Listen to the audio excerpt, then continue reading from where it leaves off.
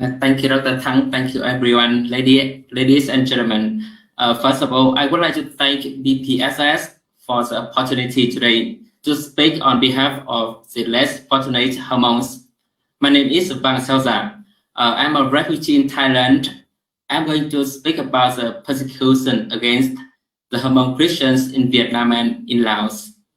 The Hmongs are an indigenous ethnic group in the northwest mountainous region of Vietnam. Over the past 20 years, Hmong Christians have been persecuted, forced to renounce their faith, and those who refuse to abandon their faith have been expelled from their villages and deprived of identity cards. Some have been tortured or beaten to death.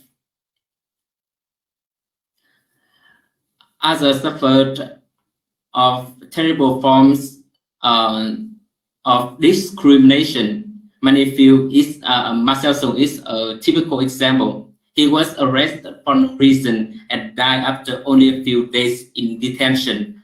Without any explanation from the police, the authorities tried to crack down on relatives who spoke out. And that was why we had to flee to Thailand to apply for asylum. Over the past year, we have documented at least 1,100 households, totaling about 5,000 Hmong Protestants who are functionally stateless because of their Christian faith, denying personal documents as a means of punishment.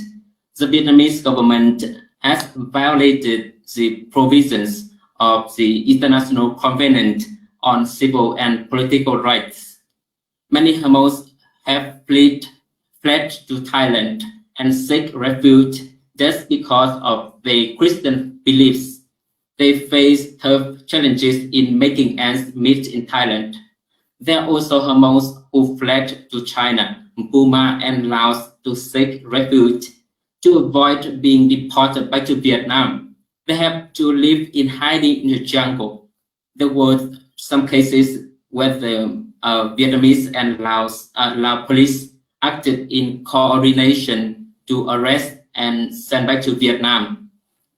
In May 2020, the U.S. Commission on International Religious Freedom accepted that religious freedom in Laos had improved after they met with a number of government officials, religious communities, and civil society representatives related to religious freedom. I wonder whether the delegation was able to meet with the victims in person. How could there be religious freedom when religious activities must be approved by the government, according to the Decree on Management and Protection of Religious Activities 315 of Laos? Radio Free Asia, International Christian Concern, Mission Network News, and Union of Catholic Asian News have reported many incidents of religious persecution in the past 2 years in Laos. Just a few days ago, a Lao Hmong Christian shared with me his own story. His name is Khư. There are 4 people in his family, himself, his wife, and 2 children.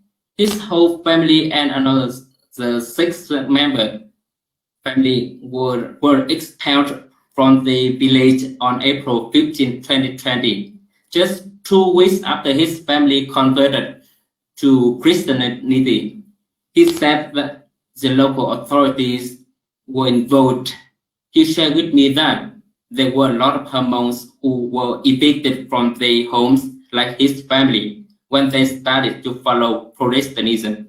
Currently, those 2 families are living in a very difficult situation and still have no place to settle down. I think there is very little information about what is happening in Laos. Whatever information that has leaked out is incomplete. To overcome the scarcity of country information, I recommend that interested organizations and individuals come together and form a working group specializing in researching the situation in Laos. Perhaps the U.S. Commission on International Religious Freedom can initiate such a working group. Thank you, ladies and gentlemen, for listening. Thank you. Thank you, Mr. Vang Xiaozha. I'd like to add that one of the reasons why we don't have much information coming out of Laos is that currently